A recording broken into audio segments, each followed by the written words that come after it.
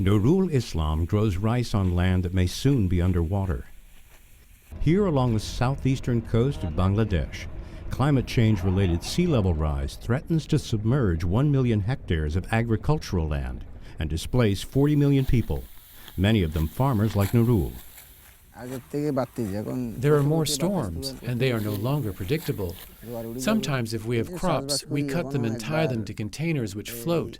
Within 2 or 3 hours, the water recedes. Then we struggle to start all over again. Nurul and his family have already been displaced once. When their farm was washed away 12 years ago, they moved here to this char, or new land, created naturally from layers of silt carried in rivers flowing down into the Bay of Bengal. But after more than a decade on Nolar Char, Nurul and his family still live without electricity and running water. And saltwater intrusion has become a growing threat to his crops. There is no dam, so the high tide floods our land and sweeps away our seedlings. We replace the seedlings, but the time the season comes to an end, the crop doesn't grow as it should, and there is lower yield. In some cases, yields are half of what they should be, and as a result, poverty and malnutrition are growing in coastal communities. To avoid a bigger crisis, farmers need to adapt to climate change, says Thomas Rath from the International Fund for Agricultural Development.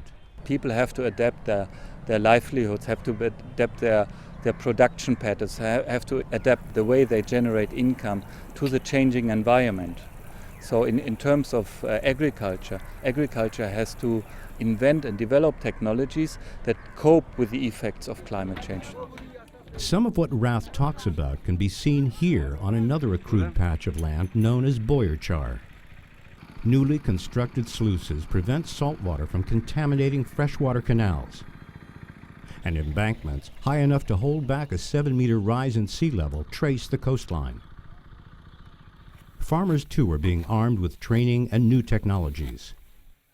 Anjana Baladas harvests a high-yielding variety of rice specially bred to grow in salinated water.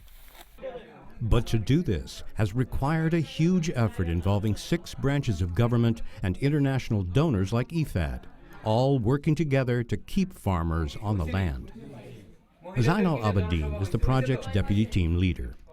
People are progressing well by taking new technologies. So in this way, we can say that their income increased almost 3 times. So far, about 1 million coastal people have been assisted by the government project.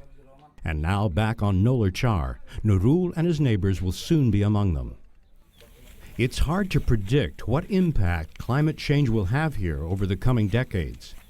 But for the immediate future at least, efforts like this are buying farmers more time.